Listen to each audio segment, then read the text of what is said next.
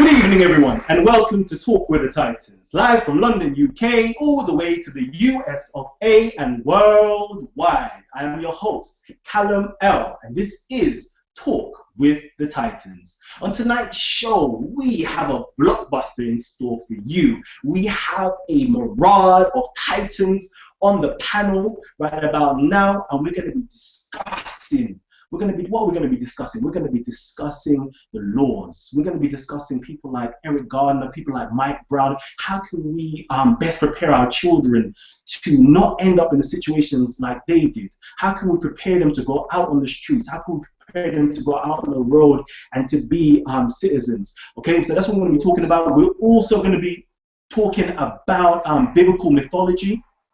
We're going to talk about Kemetic mythology. We're also going to be discussing, wow, everybody, please keep your YouTubes off. This happens like every single show. Please, if you've got your YouTube on or something playing in the background, please just keep it off. But anyway, so we're going to be discussing biblical mythology. We're going to be discussing Kemetic mythology as well. We're also going to be talking about economics and how can we synthesize our own morals so we can have a code of conduct within inside of the conscious community. So, first and foremost, let me invite our guests, our Titans, on the panel right about now. We have our Titan, Reggie, Brother Reggie.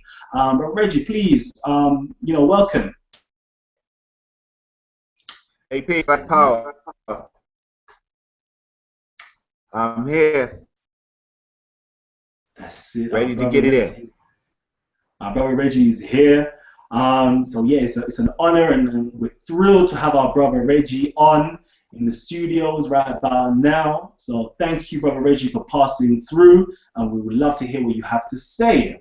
We have in the studios, we have our brother Isa from the UK, representing Quranic Islam and Black Shia Muslims in the UK. So peace, assalamu alaikum wa rahmatullahi ta'ala wa barakatuh. Brother Isa. So we got Brother Isa. We also have our brother Lord Abba in the studios as well. You know, Islam, Lord Abba. Islam. Can you hear me, beloved? I can hear you.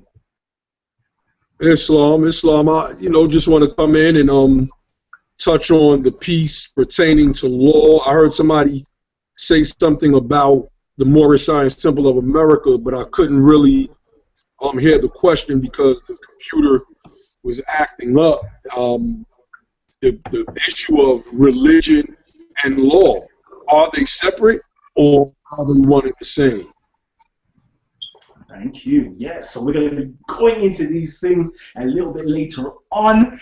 So I actually want to just start this off. I'm going to start off this discussion, and we're going to invite the rest of the panel members in to talk about this. We have also, got various panel members. I'm going to introduce them a little bit later on. So first and foremost, we're talking about law. I want to know, okay, how, right about now, we can see that the police is actually brutally manhandling, harassing, and actually killing, our citizens out there, human beings out there. I'm not just talking about black people. I'm not talking about Puerto Ricans or Spanish or minorities. I'm talking about people in general are being harassed and violated by the police. Now, I want to know, is it actually the police that is the issue? Personally, I don't believe it's the police that's the issue, because I think we need police. But I think it's the legislations or there's something going on in head office that's going particularly wrong right about now. So I want to know what exactly is going wrong. Why are the police behaving the way that they're behaving? Or is it us? Is it us as the citizens to blame for the way that we are being treated?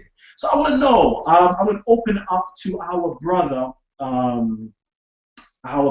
Jesse. I know our brother Jesse is very vocal. He's up in our Talk with the Titans group. So if you haven't joined the Talk with the Titans group out there, people, please join the Talk with the Titans group, and you'll be able to sit in the panel, as we've got a lot of these brothers sitting in the panel right now who are from the Talk with the Titans group. So if you want a chance to actually sit on the panel, join the Talk with the Titans group, and you can be in a chance to actually join us. So, brother Jesse, I would like to know, what's your take on it with the police situation? Let me first say greetings to everybody and thanks for having me on. The issue at hand is us as a people. We're the issue. You got to remember, these are foreigners here. We always talk about them being foreigners and it's such things, but we fail to realize that there's a law that governs everybody. That's in international law. And the reason things are happening to aboriginals is because we call ourselves adjectives.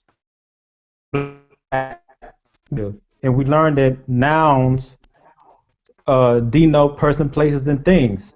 Second issue is we do not know how to interact with foreign corporations or how to perform internationally.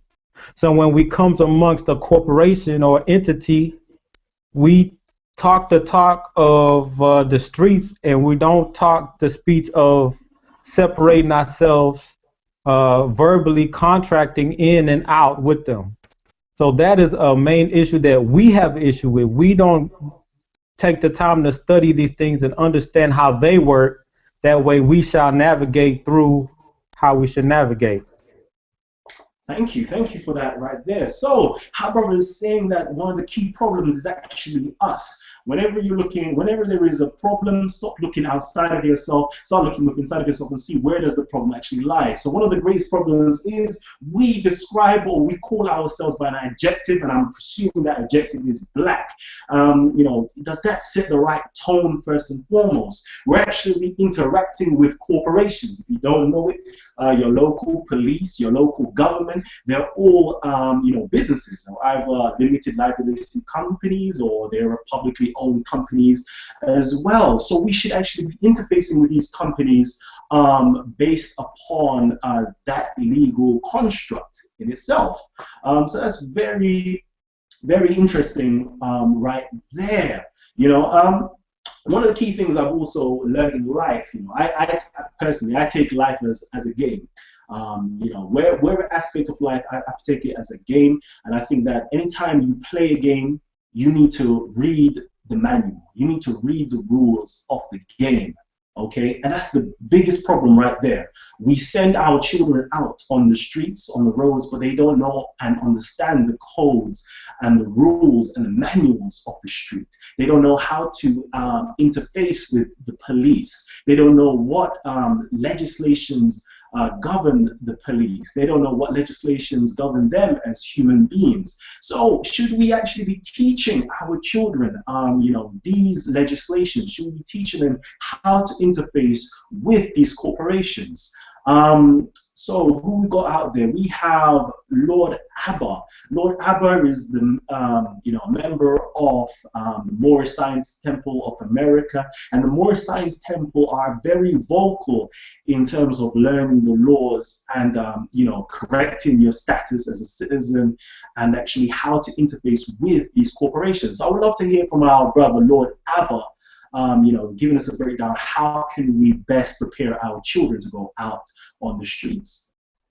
Yeah, Islam, everybody. First, I want to say that I rise giving all praise to Allah and the highest of honors to His holy and divine prophet, Noble Drew Ali. I extend those honors to the harbinger and forerunner, Marcus Mosiah Garvey. I extend honors to all true and divine prophets. I extend honors to all messengers who were sent to us in the West, and I extend honors to each and every last one of you, for when man honors man, he honors his father, God, Allah. First, I want to just clear it up. One of the things that the Moorish Science Temple of America does not do is deal with status and status correction documentation or status correction paperwork or things of that nature. We had a brother that just spoke about being aboriginal, for instance. That aboriginal is an anthropological term. It is not a legal term. It has no place in the construct of jurisdictions. When we're dealing with law, most people do not even have a basic definition of law.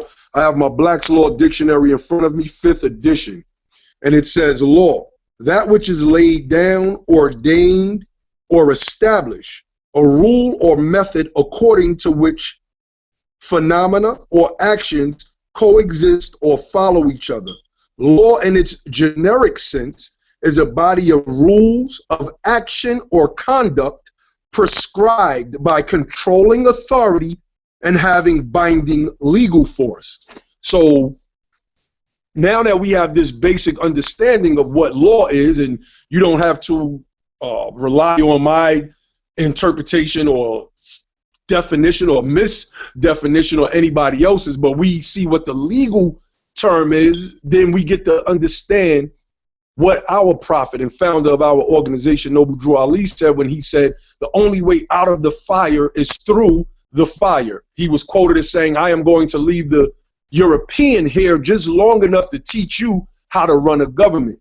Most of our people, they really have no clue on how a government functions. They believe that if we study ancient Egypt, that you know, somehow what they did 5,000 years ago is going to help us today. Now, don't get me wrong, the knowledge of our ancestors is helpful to us because it gives us an understanding that we actually had governments back in those days. You look at the peace treaties that the Egyptians made with the Hittites. You look at the peace treaty that the people of Kush under the nation state, Napata or Meroe, that they had with the Romans. You know, when you look at all of these different things, one of the things is that we notice is that there was intercourse between nations. And Prophet Noble Drew Ali came and reestablished us as a nation within this nation and called us a will within a will, or a nation within a nation. And so he established the Moorish Science Temple of America to be the interface with the nation. And it is a lot of people's misunderstanding about what Prophet Noble Drew Ali brought, based on a lot of the confusion that a lot of these different Moorish groups, like a Mexican Empire, for instance, that they go around teaching people, which has absolutely nothing to do with nationality or how we free ourselves.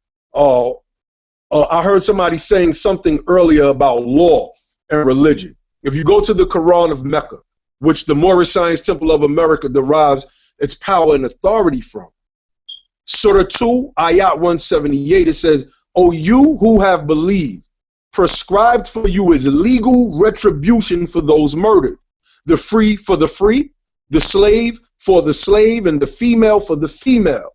But whoever overlooks from his brother anything, then there should be a suitable follow-up and payment to him with good conduct. This is an alleviation from your Lord and a mercy, but whoever transgresses after that will have a painful punishment.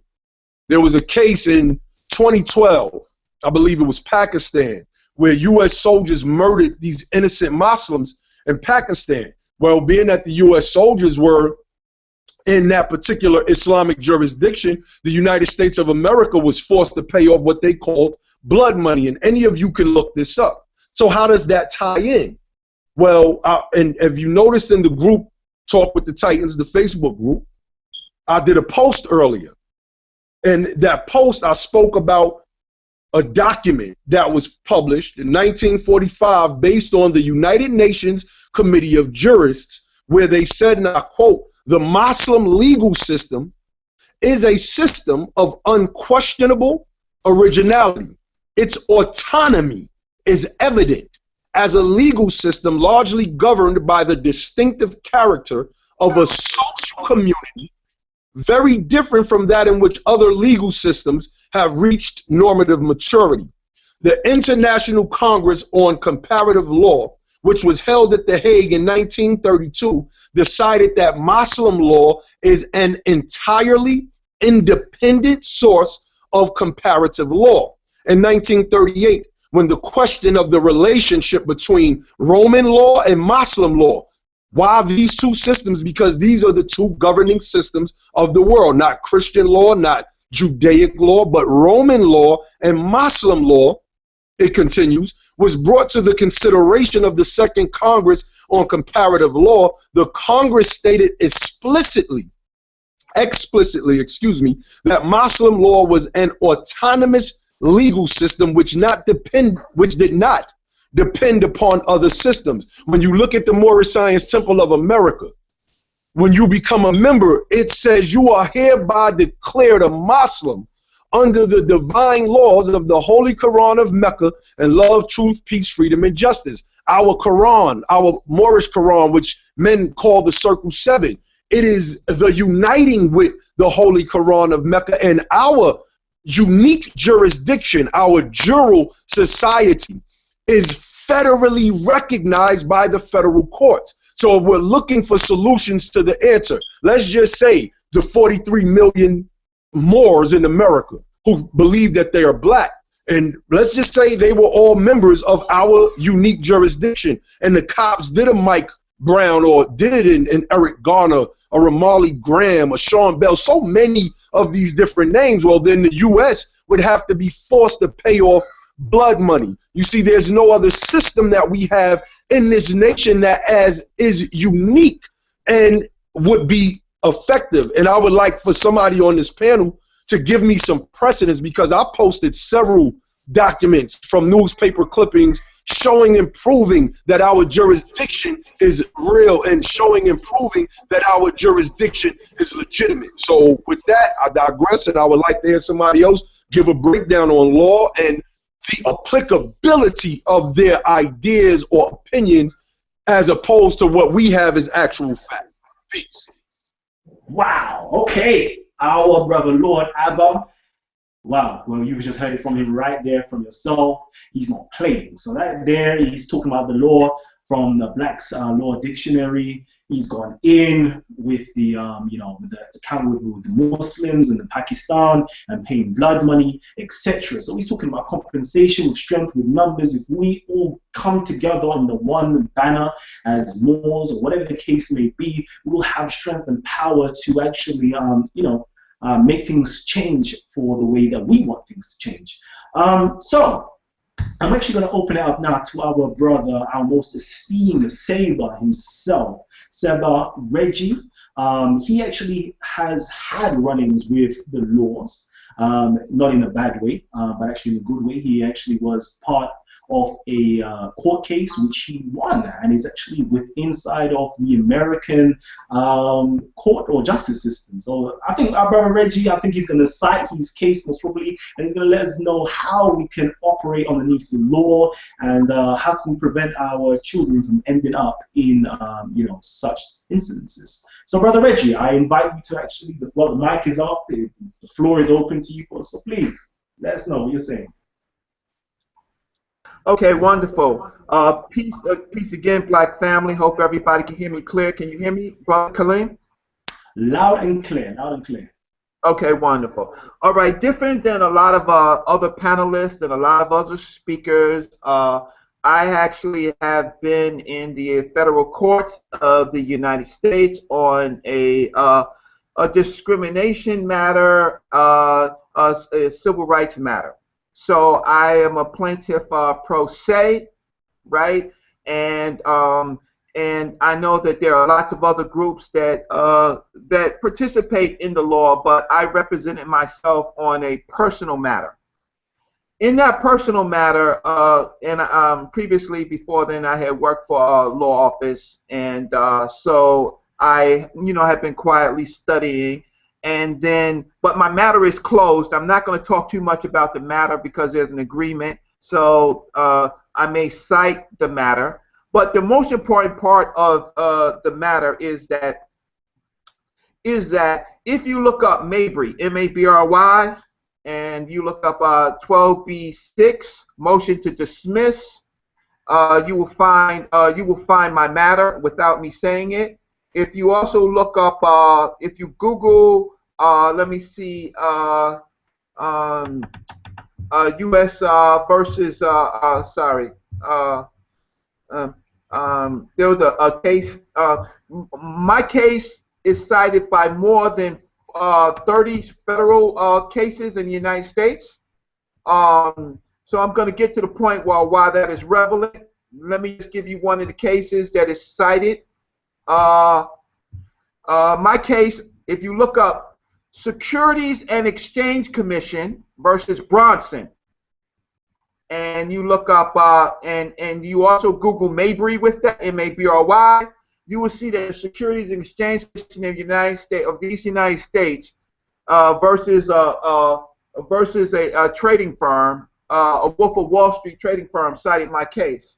You will, and if you also look up if you Google New York City human rights law, New York City human rights law warrants high court wisdom, and you look up the name Mabry with that, you're going to find that New York City human rights law warrants high court wisdom. Mabry, my case, is one of the cases that cited that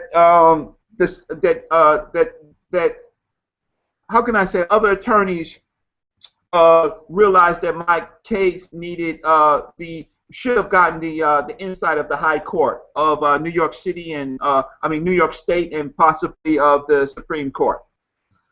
What does all that have to do in my expertise? Is that one of the things in my studies that I found out that there is something called, in the United States, there's city law, there's state law, and there's federal law. We in the United States and across the world have been forced to look at national law, even though that we are the minority in almost every place where we were brought in as slaves. We are the minority. So on the national level, there can hardly ever be any majority strengths. On the state level, because these are all former plantations, even in the UK, I guess Somerset and all that, and all former plantations, in order to control the slaves, they made sure that there was a certain amount of slaves in each state, correct? And so that we would never get any power within the state. So 400 years later, 450, 500 years later of slavery, in most states, we still do not amass the population to control the vote. Can you hear me, Brother Khalid? Can you hear me? I can hear you now. I can hear you, Brother Reggie. Okay. Okay, wonderful. So let me see. Let me get back to. Okay. So yeah.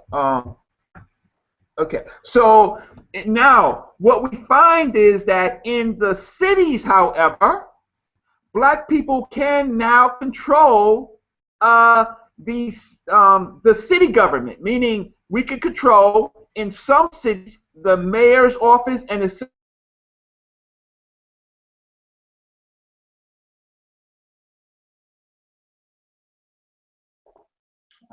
what's going on here? Hello, can you hear me? Okay. I can hear you. Can you hear me?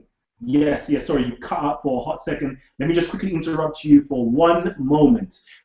Everybody who's listening right now, please press the share button if you want anybody else to listen into this great information that this master teacher Reggie is breaking down. We're getting comments all over the YouTube right now, bigging up our master teacher Reggie.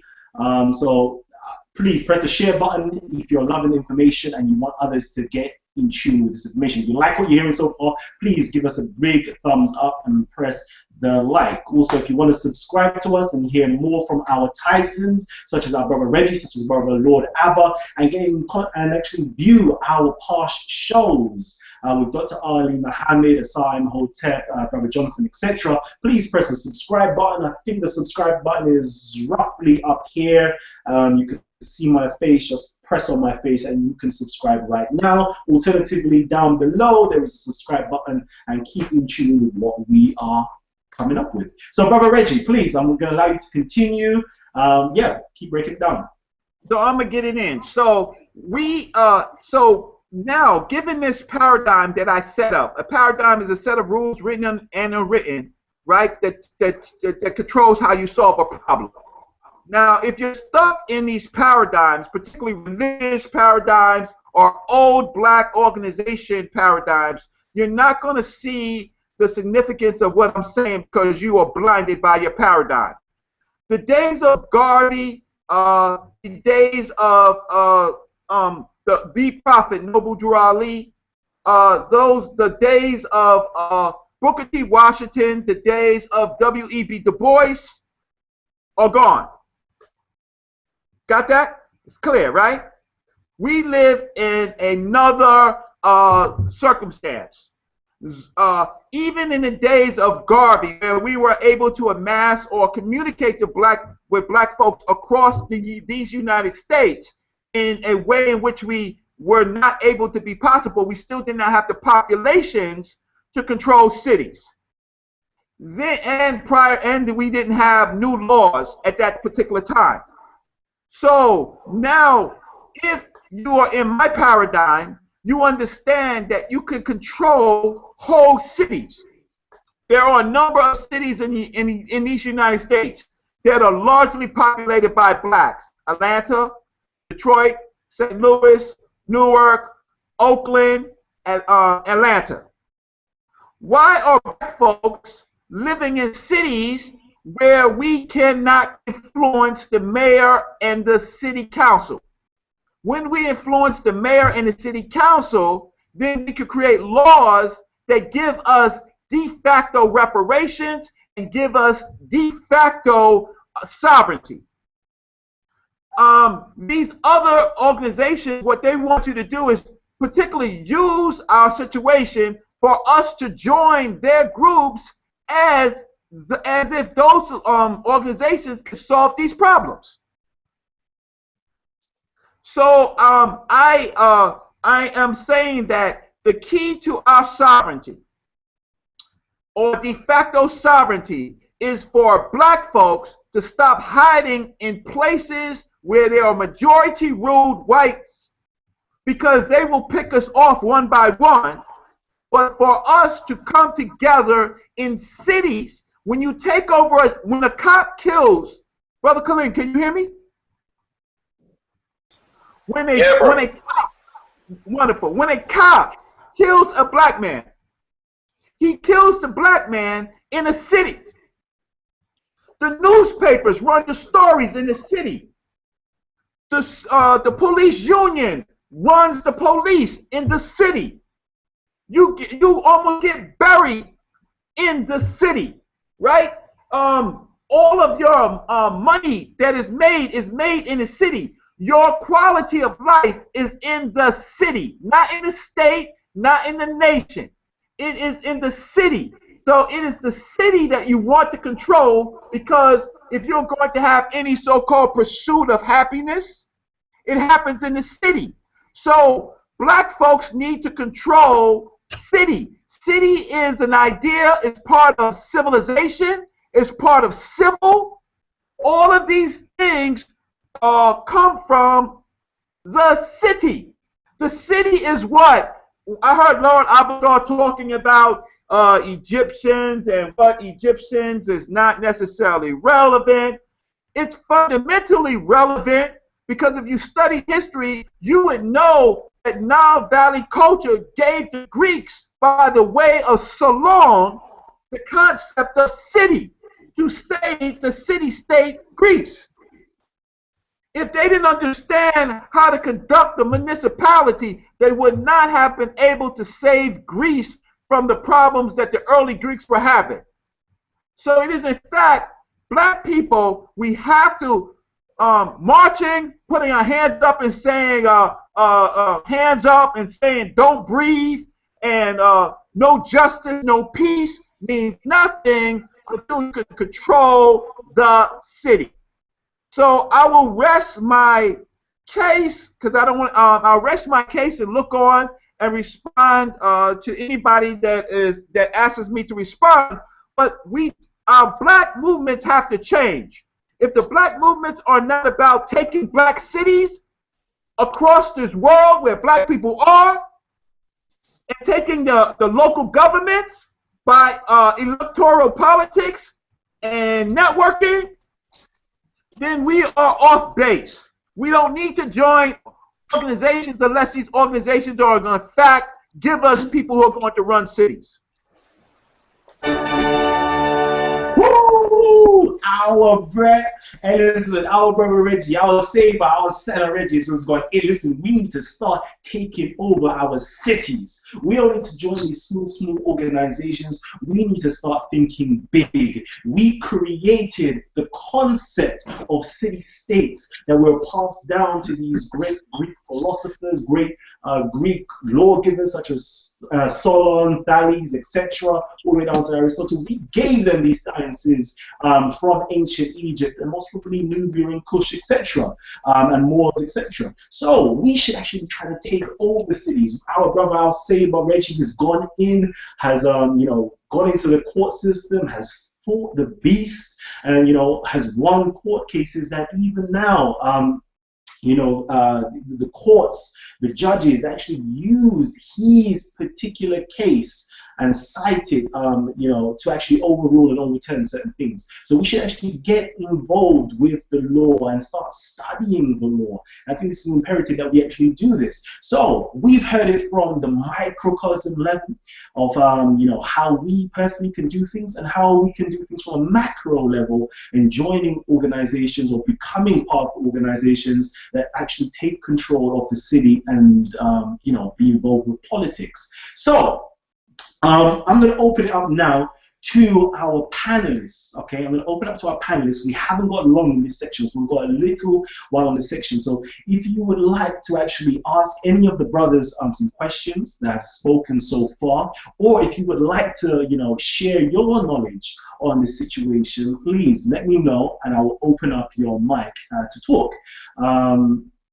We have our brother Jesse. I know our brother Jesse has been, he was the first person to speak. So I'm going to enter his mic to speak right now. So please, give us your take.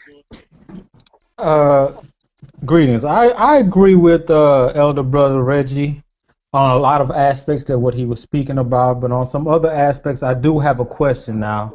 Brother Reggie, you said that we could be part of this de facto government.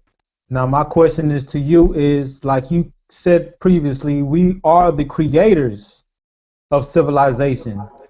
What good would it be to be a de facto when we can actually be in our fullest capacity in being de jure and actually starting our own as one people? I know that right now that's what we have, but why claim de jure when we have the history, the knowledge to be, why claim de facto when we have the knowledge to be de jure? Okay, I think that's a good question. And we've been, the places where we live across the world, we built these places with our flesh and blood. And in fact, they exist and run because of us. What we haven't been able to do is extract what we can. We're in a position now that we could extract in what our ancestors used and died for, to the benefit of creating city after city that communicates with each other to build a black economics.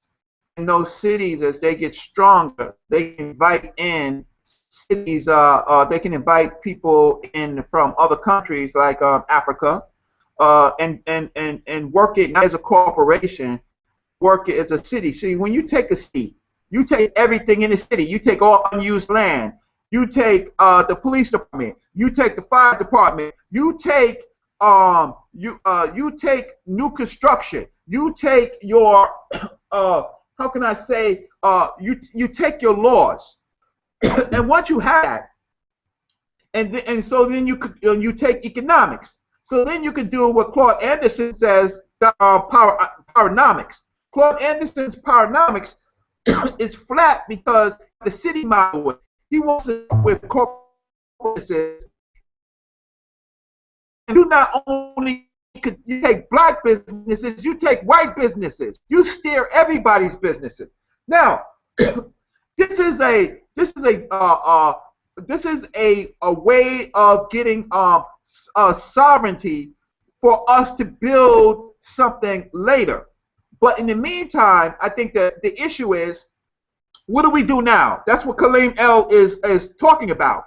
What do we do now? We take these black cities. We can do this in the next 50 years. We can do this by population. We could take 7 black cities in the next 50 years, and then we can run commerce through those cities. Then, for example, if I'm in Detroit, and Detroit is flat because the white corporations have left. If I'm the mayor of Detroit and I run that city council, I'm going to invite China in my city. I'm going to give China to 10 blocks. I'm gonna invite I'm gonna invite North Korea. I'm gonna invite Cuba there, right? And I'm gonna give them blocks so that we can run businesses and build up. I don't need white corporations. When I'm a city, I can invite in a foreign national corporation to work in my city. So when you think, so what's all this for? So you're saying, what should we do? There's organizations called the New African Republic, Republic of New Africa. These are organizations that have good ideas, but they have just recently changed. Their thing was actually for us to kind of like separate ourselves. Why am I going to separate from and start from scratch when I could take a whole goddamn city? Excuse my language. I'm just a little excited. Why should I go out in the bushes and woods with a shovel when I could take a whole city? But see, that's the misconcept. Start thinking bigger, huh? I said that's the misconcept. Yo, can I add on to? Can I add on, bro? What? If we look at mathematics, right? And I'm just adding on to Brother Reggie what he's saying. If we look at arithmetic in general, what we know is 100. We just go with 100, and we trying to build our own nation. So therefore, we must subtract from what it is that's already established. We must subtract. But even before counting 100, you don't even have 100 people who know the law. Before you rebuttal me or rebuke me or retort, allow me to actually get my whole thought out first. It's not going to be long, but I must be strong. In the words of the Honorable Khalid Muhammad, I won't be long, but I must be strong. If you look at it in an arithmetic manner, we know the white folks or Europeans are controlling all things. We know this. They have all the resources on it there. So we must go along with this. But while we're going along with this, we can subtract from what they have. So if at 100, we can take it from 100 to 90% in X amount of time, from 90% to 80% at a certain amount of time, 70% at another time, so on and so on, to now we are the de jure, as you said. You cannot just do it just out of nowhere. You think these people gonna just let you just take their stuff over? Are you crazy? That's a different mentality, man. Can I just ask something there? Sorry, to both the brothers that speak, but specifically about what you said, Brother Reggie. What the brother just spoke just now was what I've been thinking since I've been listening to all of it. When these Caucasians, so-called abolished slavery, they've always had their eye on whatever we're doing, and they've always sought to counter it. So I've noticed that they always plan like 50, more than 100 years ahead. Obviously, in relation to us, if we've got Noble Drew Ali speaking this stuff how many years ago, Elijah Muhammad speaking his stuff how many years ago, they must have already taken all of this stuff into account, that these are potential avenues that we're going to seek to go down. And I'm saying that what would you suggest is, one, what do you predict or think they're going to do? And what do you think we should do based upon our analysis of what they're going to do when we are seeking to do what you're describing? Okay, can I? Well, let me Brother Reggie. Okay. Brother Reggie, yeah. We cannot operate in fear. It doesn't make any sense when you leave your home every morning and go to work for the European or wherever you go, you're in harm's way. By doing nothing, by not having a plan, we're putting our children in greater jeopardy. I cannot, what I can do is study history. I know that Rosewood, I know that, let me see, Black Wall Street. The problem with Rosewood and Black Wall Street, they were counties. They didn't have any whole municipal power. So that white folks sacked them. when I am the mayor and I have a police force, my police force is my army. My police force is my army, plus anybody who wants to stand with me as the mayor and the city council. If you study history, you should know that there are Mormons. Mormons run Utah. Utah, they run their own laws in Utah. Hardly do you see anything coming out, news coming out of Utah. They do what they want in Utah. These are white folks that white folks don't like, but they put up a presidential candidate. Romney. They quietly run the state of Utah. Black folks, what are we scared of? I do understand that white folks have a how can I just interject on that Mormon thing, please? But what I'm saying is, with the Mormons, if you look at the history, they generally benefited the general Caucasians in America, as they reproduced many Mormons, okay? And also, they put wealth into it. They also taught that black people were some sort of curse as well. So with what they're doing, they're never really interfering that much with the structure of the white society. And if they are, it's never in comparison to how we would. So I'm just saying, if you could, I'm not saying to ignore it. I'm just saying... That's not true. Mormons are very revolutionary. Mormons are trying to now take the power that they amassed in the state of Utah through the cities, and now they're running that through into other states. So they're doing exactly what I said that we should do. We should organize our cities, have our cities talk to each other, amass wealth. When you take over a city, do you know you take over the city budget? Right? When you have multiple cities and they're communicating and you're running economics, you're running trucks, you're running food, right? You're running supplies, you're running manufacturing, you amass wealth, right? That is a system that we must do, rather than what we're doing now, taking jobs, trying to run small businesses, right? That does not work. We need to, for us, the biggest de facto reparations that we can have is to take cities by electoral votes, whole cities, and then you get the treasure. You get everything buried in that city. But people don't. But you got to think bigger than just corporations and businesses. We have to take government. Right, Brother Reggie, you said something that I want to speak upon real quick. You said something very interesting. Thank you very much, Brother Reggie. Thank you very much, Brother Jesse. So, we are having a very vibrant conversation right now. If you are loving the information that you are hearing, please give us a big thumbs up.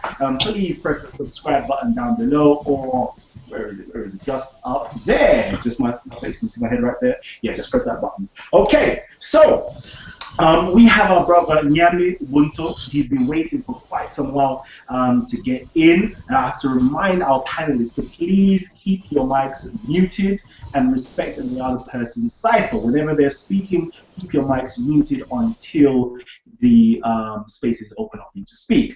We need to move on to our next subject, which is biblical mythology and Kemetic mythology, very shortly. But I'm going to open up right now to our brother Nyame. Please, Nyame, you have something to say. If you just press the unmute button. Peace, brothers. Can you guys hear me? Yes, we can hear you loud and clear. I didn't have anything to do with the say about the religious part. I want to speak on about taking over the cities, if that's fine. Yes. Yeah, that's fine. Go ahead. My thing is, it's not one issue that we have to deal with. This is a 7 front war, so we got battlefronts all over the place. We got to deal with politics. We have to deal with economics. We have to deal with trade, how we trade with African countries. It's the entire gambit that we have to tackle, and we have to have a strategy in each one of those areas. So yes, we need to take over cities. I was in New Orleans. We had a all-black city council, black mayor. black businesses, and they still came in and took over it after Katrina. That's because we was not organized. We didn't have a plan together.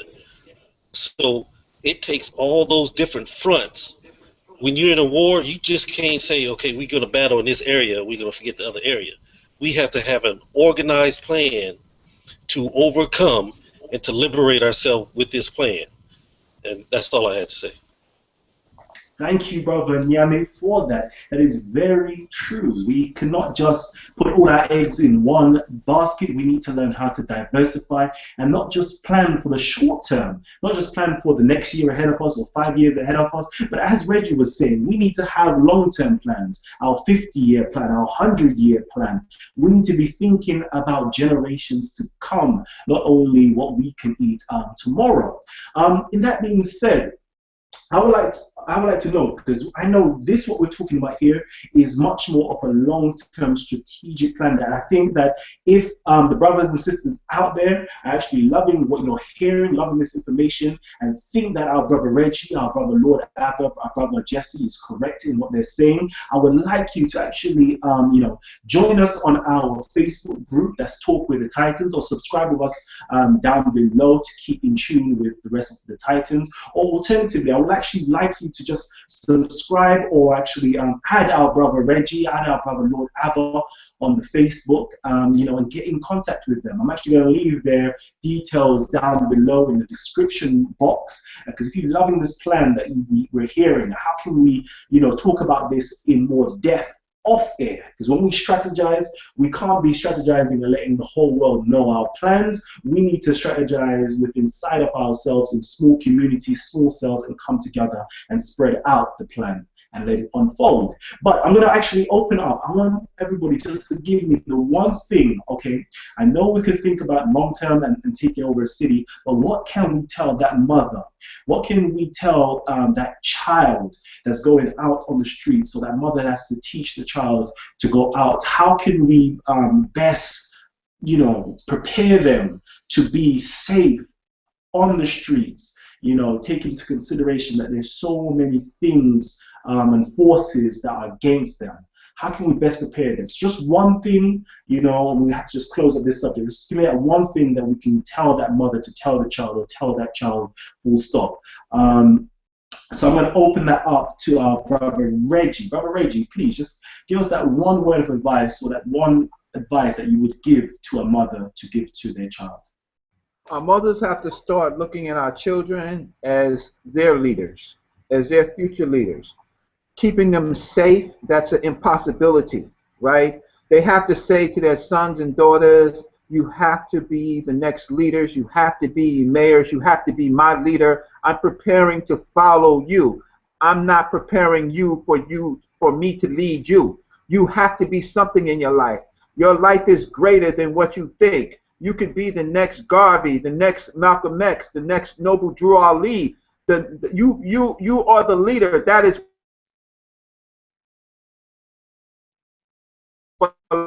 life. That's the problem with our black leadership. They make the kids and children, when we have these elders, they don't, we are an investment, right? We are like spent money. They don't make us to become the next leader by ourselves. So to the mothers and to the fathers, you can't worry about what's going to happen to your child. That's why we have multiple children. What we need to do is prepare each child so that they know, if I'm the oldest son, not only I'm going to start my governance right now by taking care of my brothers and sisters and my community.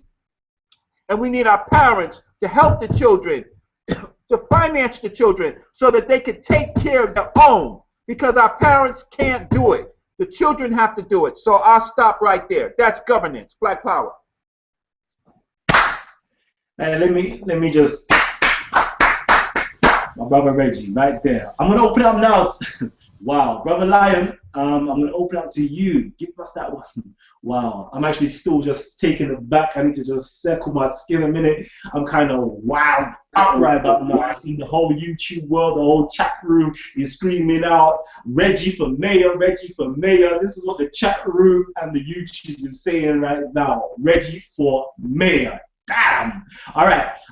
Brother Lion, please give us, what would be the advice you would give that mother to give to her child?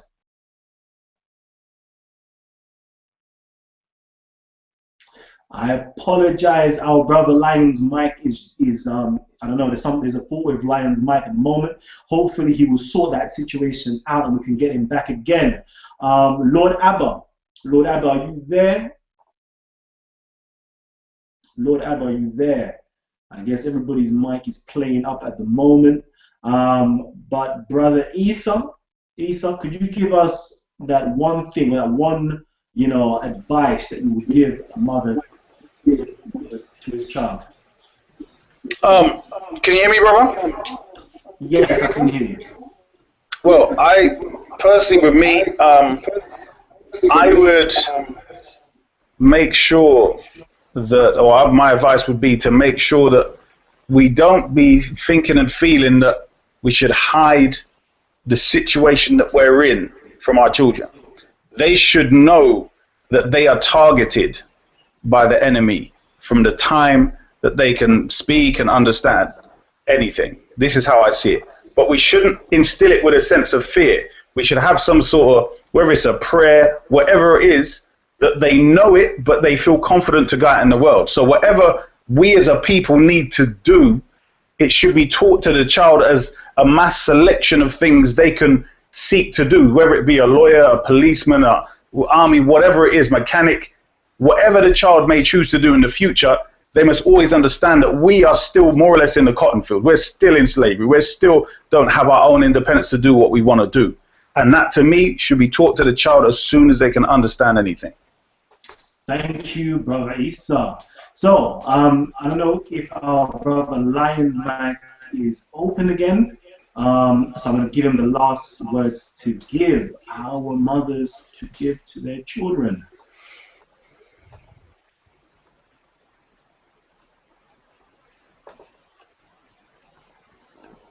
Brother Lion, is your mic working? I don't think our brother's mic is working, unfortunately. Let me round up for this segment, for this section to do with the laws. I would say for the mothers out there, I would actually instill in your child, that they are somebody. They are somebody to be reckoned with. They are the masters of their own faith, the captain of their own destiny. I think the problem that we have today is that we believe that we are, somehow at the bottom. And I believe that whatever you think and whatever you perceive in life, whether you think you're at the bottom or whether you think you're at the top, one thing is for sure, you are right. If you think you're at the bottom, you will be at the bottom. If you think you are at the top, you will climb and ascend and be at the top. So please instill in your children greatness. Instill in them that they are great. Instill in them that they are the masters of their life. One thing you have to realize when you're dealing with people like the police or other external forces, these forces are not actually there that are actually targeted or against you per se.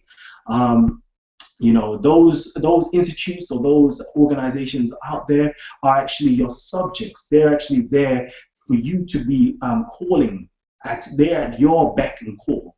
If there's something wrong in your neighborhood, you call the police, you have the control to summon them at will. So please use that power respectfully. When you are being addressed, make sure they address you as a master or a mistress, a person who is in power and control of their self and their destiny. Okay? Don't let these police officers manhandle you and maltreat you. Be abreast with the law. Know what the laws are. Know your rights. That's the most fundamental thing. In ancient Egypt or Kemet, there is a principle called Ma'at. Ma'at is truth, justice, and balancement. Know your rights, okay? So I would teach my children, one of the first things I would teach my children before they step outside is actually, to be great within yourselves and to know the law. when we go back into the Hebraic teachings, we have something called a bar mitzvah. A bar mitzvah is when you become a children of the law or children of the rights. You become apt in the law. You know how to govern yourselves outside on the road. So if you're a Muslim, make sure you teach your children the laws of the Quran. If you're in the Hebrew doctrine, make sure you teach your children the Torah, the laws of the land. Whether you're in a Kemetic science, teach them those negative confessions or 42 laws, or whatever the case may be. Teach them the ethics to govern themselves correctly, because those police officers don't have any power and control over you unless you lessen your level of vibration. They're called police officers or constables for a reason. They are there, count meaning head of the stable, constable meaning count and stable, head of the stable. Whenever you lower yourself to the level of an animal, whether you debase yourself, whether you doing things of an outrage, or you're stealing, or anything that becomes suspicious, okay, that's when they have the power of you. But once you stay in control of yourself, these people have no power of you. And I want you to teach your children that these people have no power of you unless you give them that power. So please stay in control, stay a master, stay the captain of your ship.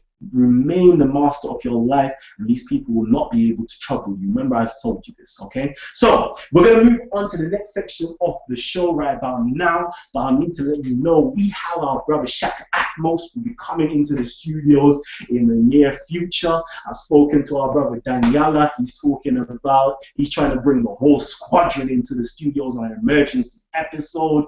I'm saying an emergency episode, so if you're not subscribed right now, you may not get the update about the emergency episode.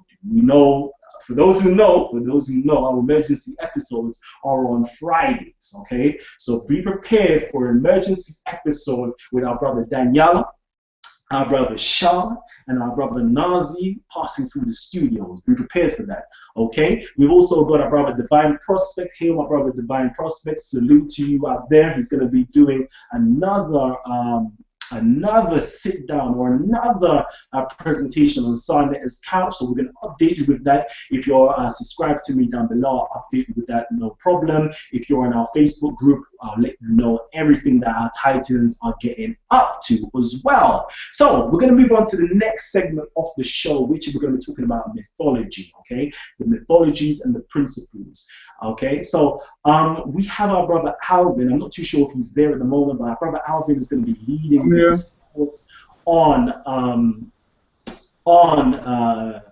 the biblical mythology, or just on mythology full stop. So I'm going to welcome our brother Alvin right now to take the mic and let us know.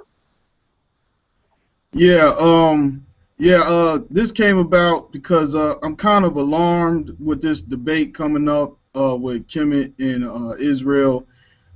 Something that is probably the most important thing got through under the couch, because the debate has basically broken down to, are the Egyptians gay? Is the Bible a plagiarism? And that kind of stuff. Or how old are the Israelites? That's what it's been broken down. But yet the principles of Kemet and the principles of the Hebrews is not even going to be discussed. And that's probably the most important thing that we need to talk about, because when we say Kemet on trial, I want to see the principles of Kemet. Like the pictures on the walls, like, I'm not really concerned about that. I want to see the principles it has to offer that I can apply to everyday life. Now, that's Kemet on trial. Now, when it comes to the Bible, we have to understand one thing about the Bible. And I said this earlier, but first, it is a religious text first, meaning we are bound to it. That's what it is, number one. Number two, it's a philosophical book. And lastly, it's a history book. So the messages within the Bible is what the Hebrews valued mostly. Like the Israelites were not master record keepers like the Egyptians. We were more concerned about the afterlife and how we're going to live with the principles. So when we look at, for example, we look at Jonah and the whale, that's like people look at that as mythology. Now, granted, I believe all of these things happen, but I can understand why some people won't. But even if you don't, when you look at that story, Jonah and the well, and Jonah is still angry at the Ninevites, he's mad that the Most High didn't come down and destroy him. It's just a message talking about even the wicked can repent. And if they repent, you have to accept that and try to build with them. You know, it's like, so instead of trying to debunk the story or trying to prove the story, let's talk about the principles of the story. Or even with Adam and Eve, it's like there's no way there's a talking snake, but when you look at the story of Adam and Eve, it's about, we have inherited this great responsibility that's called the knowledge of good and evil. What are you going to do with it? Because now we don't get a pass like the animals. There's no such thing as an evil animal or a good animal. They just act solely off instinct. We now know better. And this is what I would love to see from the Kemetic community. Maybe Brother Reggie could do something like this. But I would love to see somebody take a couple of stuff from the pyramid texts or the Book of the Dead or maybe the Papyrus only or something like that, and come up with a lesson about the principles of, okay, like let's go to Utterance 255, whatever. It says this, and this teaches we should do that.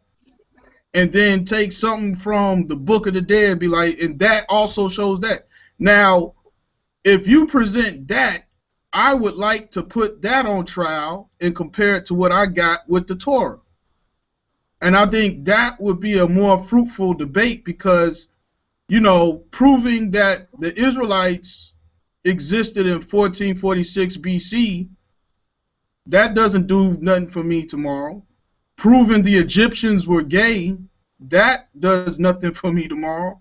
You know, these things that don't matter, you know, are the ones, as the stuff that's on Front Street, while the principles are swept under the rug. So that's basically what I'm saying. Like, the principles is what connects Egypt to the Hebrews. You guys might not believe our mythology, we might not believe y'all's, but at the end of the day, everybody's going to agree that you should love your neighbor as you love yourself, or killing innocent people is bad. I mean, these are basic principles. Whatever kind of story or mythology you use to illustrate those principles, those are principles that we all agree upon, you know? And maybe in the future we will have a debate about whose morals and statutes and principles are better. And you know, we can see an analysis of that instead of this, you know, pissing contest, to put it bluntly. Thank you, Brother Alvin. So our Brother Alvin is saying, let's put the mythology to the side, and isn't the principles the most important thing? Furthermore, he said a whole host of things other than that. But I'm gonna invite our brother Reggie to go in. I know Reggie, this is Reggie's forte as well, in terms of the mythology of the Bible and Kemet itself. So, Brother Reggie, please let us know your thoughts on this subject now. Yes, in Nile Valley civilization, the problem is that most don't really understand Nile Valley civilization. It is architecture, things on the wall. They haven't read anything on the wall, or all the sources are European sources, and haven't got a chance to understand the governance of Nile Valley civilization. The debate is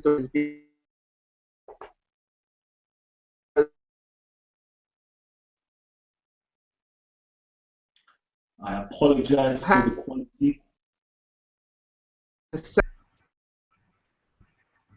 Can you hear me? The sound quality is a bit choppy at the moment, but I can hear you again now. So. All right, can you hear me now? Yes, perfect. Live and direct. Okay, so the problem is that the Hebrews that are on the streets in New York have a big misconception about Nile Valley culture. hardly any of them are really scholars. They may be religious scholars, but they're not historical scholars. So they don't understand Nile Valley civilization. They filter everything through the Bible. The problem is that civilization was civilization, as we know, it started roughly about 60,000 years ago. It culminated in the Nile Valley somewhere around 20,000 years ago, as it marched all the way up to ancient Kemet, which was which culminated about 3100 BC with the uniting of the two lands, the upper and lower. So we can talk maxims. We have many texts, the Ptahhotep maxims, Kagemi maxims. We know I can say things: if you're a leader and command many, strive for excellence in all that you do, so that no fault could be found in your character. For the end, it is my truth, justice, and righteousness, right? And this wisdom could be found among the women who at the grindstones, meaning the common people.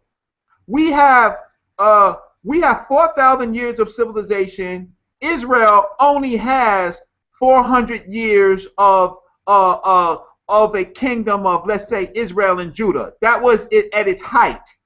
Israel and Judah was at the height, and it was problematic.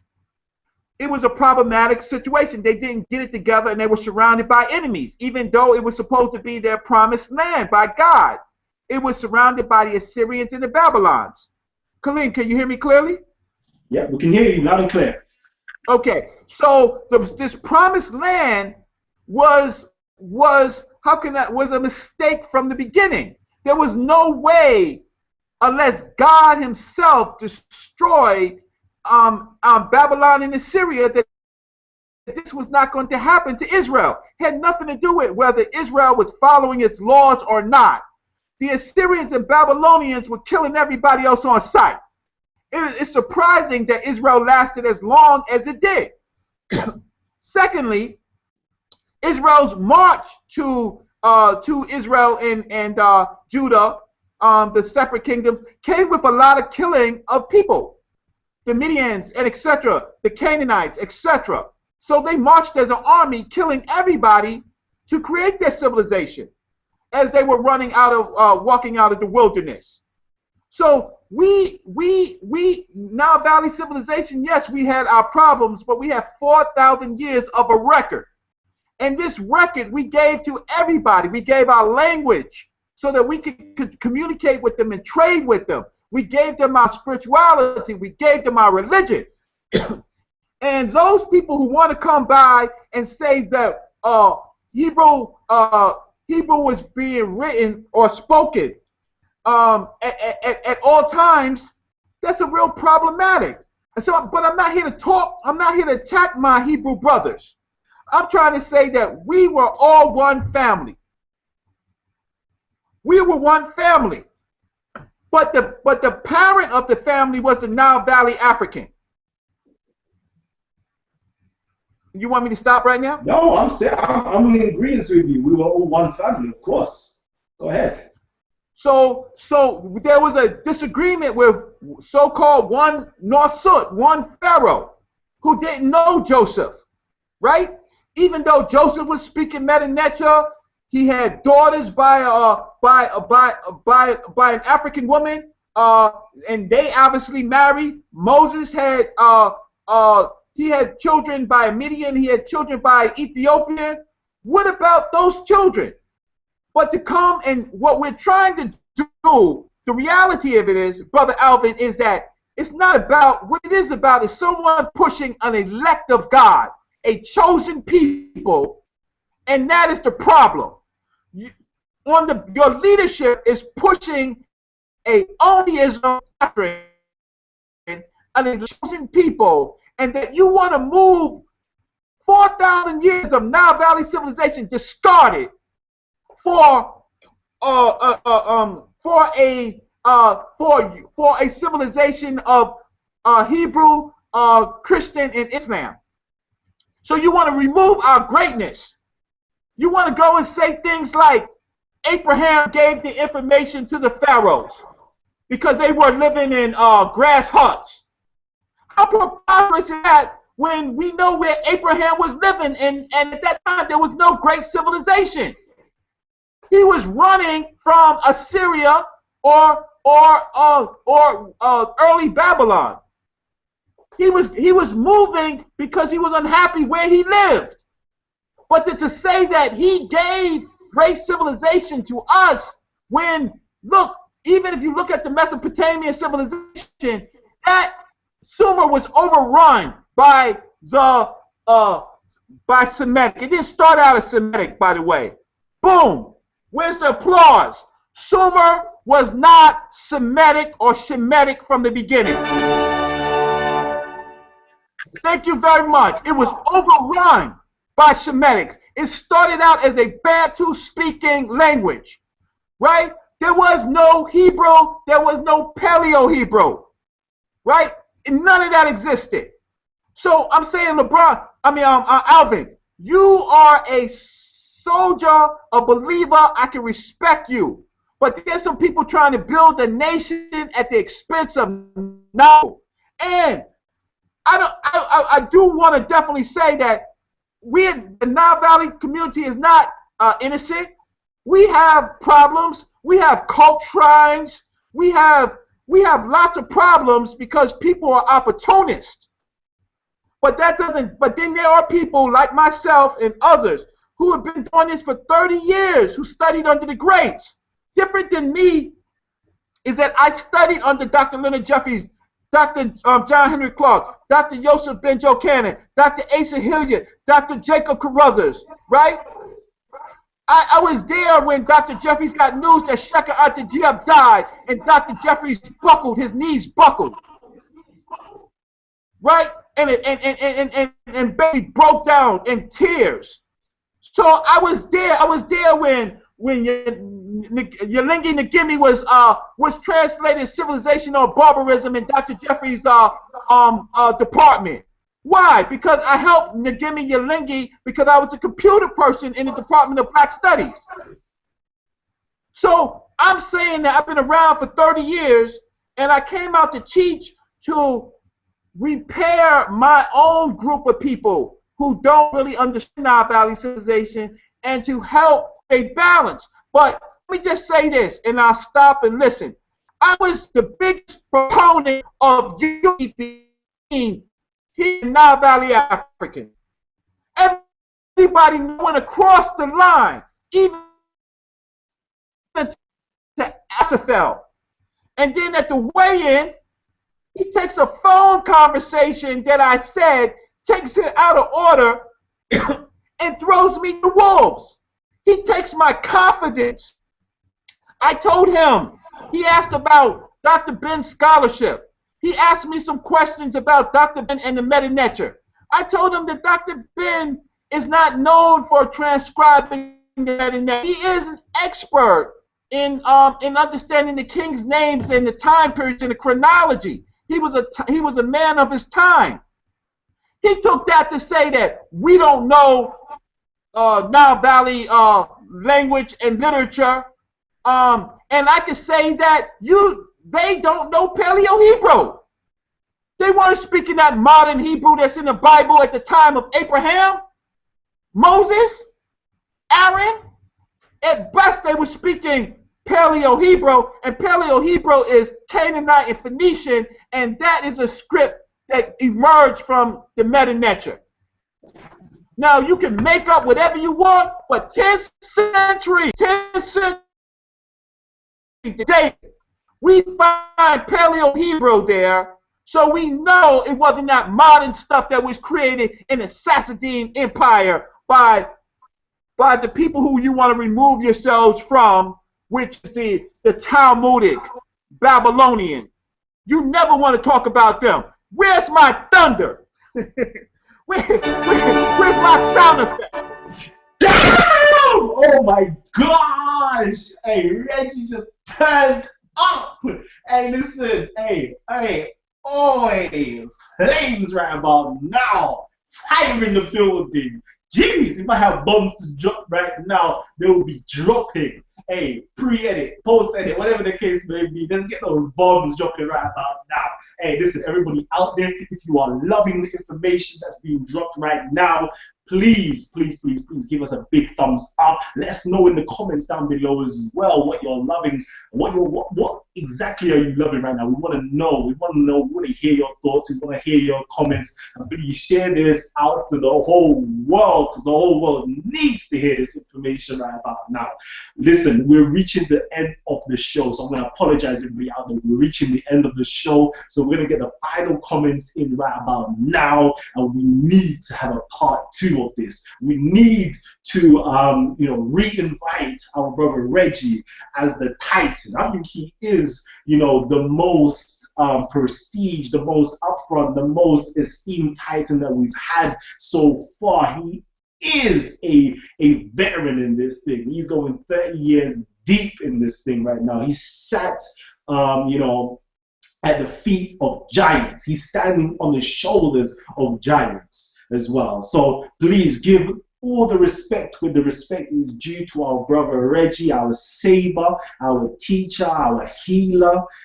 This guy is a powerful, powerful individual. So I'm going to open up the mics right about now to our brother Alvin, who I'm sure after hearing all of this, he wants to come back and give some type of rebuttal or dialogue.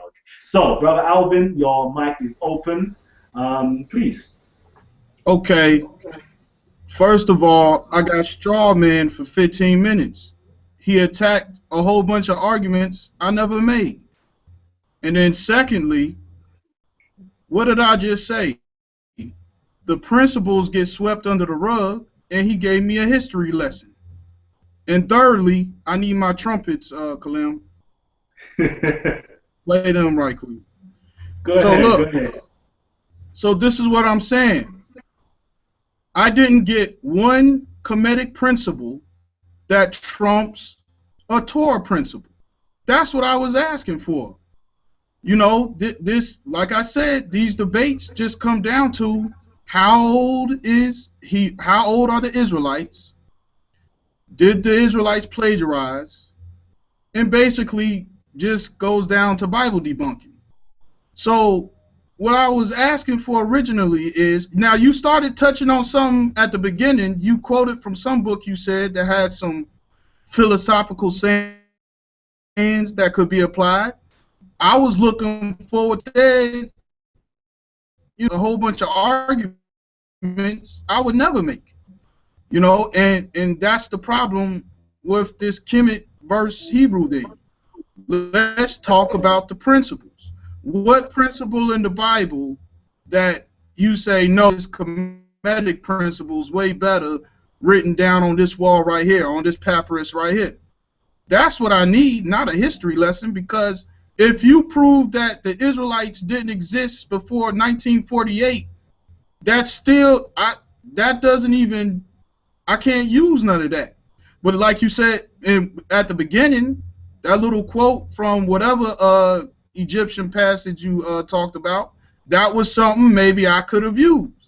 But after that, okay, hold on, push you right there, because we're running out of time, and I know we're going to get these Titans going back and forth. Everybody out there, if you don't know, Talk with the Titans was birthed out of the idea that the intellectual giants, the Titans of our community, should have a well-organized platform to present, discuss, and debate critical information affecting our community, proposed by you, the audience, our community.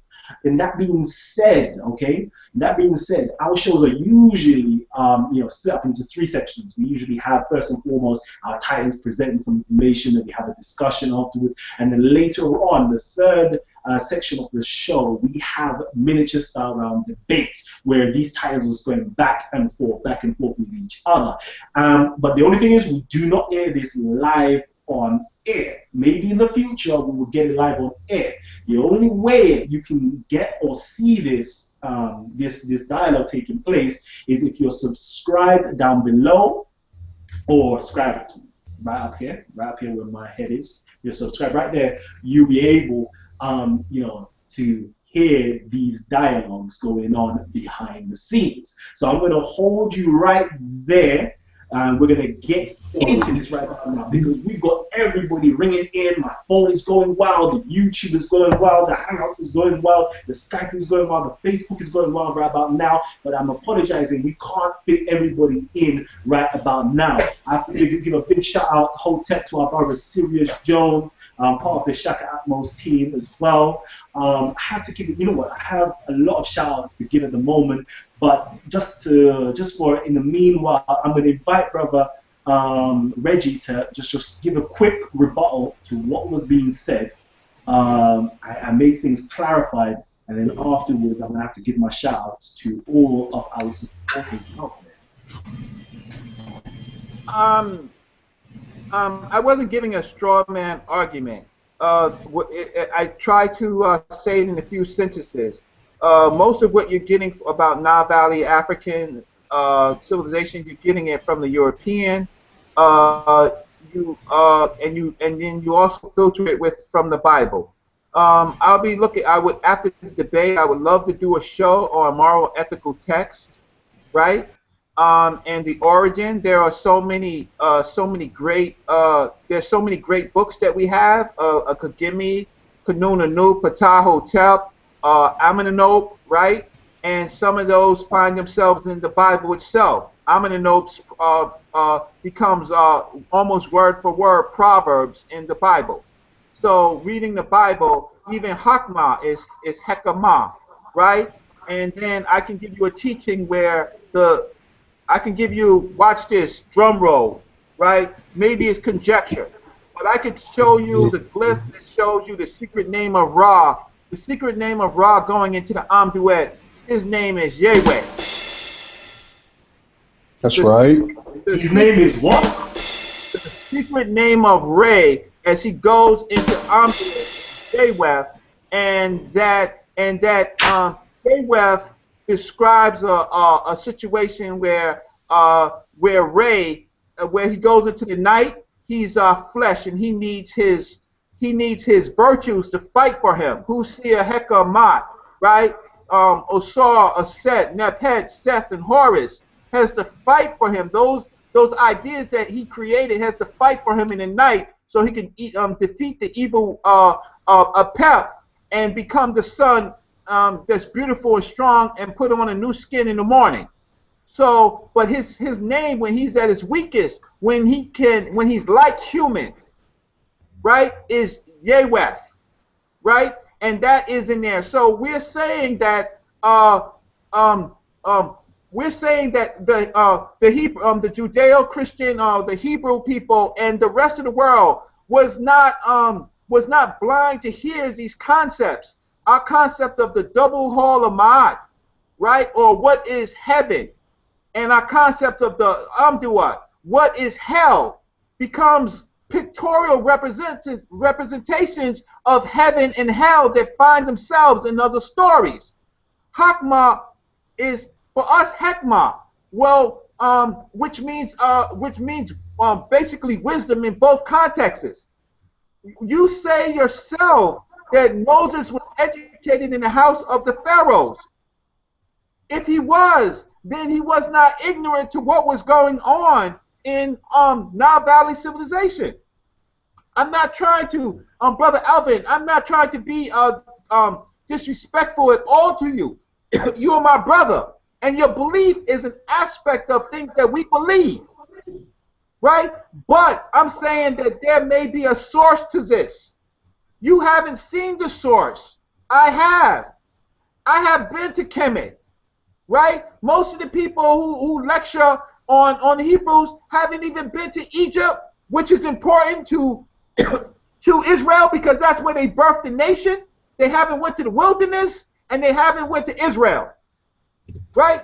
They haven't followed their convictions. I followed my convictions across these waters, right? You got to give me credit for that. You got to give our credit to our teachers for doing that, for taking That's too logical. They don't deal in logic. I'm not trying to disrespect any of the brothers. I'm just trying to say is that, come on, man. Let's talk about science. Let's talk about, I mean, if you read aspects of the Bible, if you want to follow the Bible by word, by literal, then the problem is that you can find science esoterically. There's people like Zion Lex that can pull out things, and there's people like Nazi, but in the plain text of the Bible, it's not there. Now, you can go to Hebrew, and you can do the number stuff, and you can do Kabbalah, and you can do all of that, right? But the World Trade Centers of the world were three. The pyramids of Khufu, Khafra, and Menkaure. They were the tallest buildings in the world for thousands of years, right? How did they get there? Now you can say, well, oh, they got that from Abraham. Yeah, sure. They got it from Abraham. I'm not saying that Abraham was not a great man. I'm not saying that his lineage is not great, but it is only Josephus that says this. Josephus is a traitor to the Hebrews as well as other people. He was on the payroll of Rome. You can't use him as a legitimate source. Are you saying that Abraham existed? Me? Yes. My teacher, Dr. Joseph Ben Jochanan, says that Abraham existed. Abraham, Joseph, Moses, he says that. So I follow my teacher. Now, hey, brother Reggie, please save us, please save us. I'm gonna have to say save us for part 2, please. We're dropping too many bombs right about now, and we have to close the show. So hopefully, everybody who's watching right now, please give us a big thumbs up if you're loving the information that you're hearing, and press that share button just down below, right there, down below. There's a share button. You can share us on Facebook, Twitter, Google Plus, YouTube, everywhere. Share this information. Let the whole world know what we have. But you know what, Reggie, we have to say what you have to say for our Hey, check this out. when you are the featured Titan, just you one up. So we need to say this information, okay? Why don't you just go to bed, right? Hold on, Leave one that second. out Please, open. everybody mute your mics when I'm talking. So please, okay, we're gonna go in afterwards. Once we end the show, we're gonna continue this dialogue for all of our panelists that are here right now. Everybody that's trying to get in, I know if you're in my Talk with the Titans group, you have the link to jump in when somebody jumps out, okay? But for now, I just want to give a big shout out and a big thanks to all of our supporters out there on the YouTube land. We have supporters such as Ahmedix82 that is out there constantly supporting us, and I have to give a big shout out to you. Thank you. I know when you see this, you're going to salute. Knowledge Goddess, I see you as well. She's a beautiful queen out there that is so articulate, so intelligent. We need to have some females up on the panel and even presenting as well. So where all my sisters are at, man, please, if you're out there and you are a very articulate sister and you're doing great things, please just message me and we're going to get you up on the show. Don't worry about that. Big shout out to Ramisu as well. Big shout out to my Hebrew Israelite community out there as well. We've got Yashahawa Ben, Yahweh Shai, I believe. And Philly Hebrew. So I have to give my big shout outs to my Hebrew Israelite community out there. I see you up on my YouTube land, and I have to give you a big shout out. Thank you for supporting us as well. Connect Science Community, big shout outs as well. Islamic community, big shout out as well. So right about now, we're going to go into the latter half of the show where we're going to have these debates or these dialogues and these back to backs going on, but we have to close this right now. We have to close the show right now. I'm apologizing, but if you want to get into this information, just sign up, subscribe down below, or just subscribe up here as well, or get on me on my Facebook, and we can get this dialogue continuing. But for right now, Brother Reggie, do you have any last words to say? Any things that you've got coming up in the future? Hopefully, we're going to have you on the show in the near future. So if you've got anything coming up, let the whole community out there who's listening know. Yeah, peace. I probably won't be doing. The only teaching I will be doing on Sarnet's couch soon is Nile Valley Civilization, Spirituality, and Enlightenment, Part 1, 101, and let the people know what it is. To my Hebrew brothers, I'm not attacking you, but for us to state our primacy, that Nile Valley Civilization was there first, and we gave it to the world. Just by saying that seems to attack everything that you believe. Nile Valley Civilization, we are not into divine intervention. We are into man mastering himself and becoming like God, so he could be perceived or received as someone that would be in the next life. But everything that we say about Nile Valley Civilization seems to upset you. So if I said some of the things that I said, it wasn't just directly to you, Alvin. It was directed to the general public, because these are things that people believe on all these shows. They say that Abraham gave Egypt the knowledge. They say it like it's water flowing down a river, right? And thank you, brother Reggie, for that. We're literally reaching the end of the show, so I'd like to thank everybody out there who's joined in. And please stay in tune with us. Subscribe down below, and you can hear more from our Titans. So, thank you, everybody. I have been Callum L, and this has been Talk with the Titans.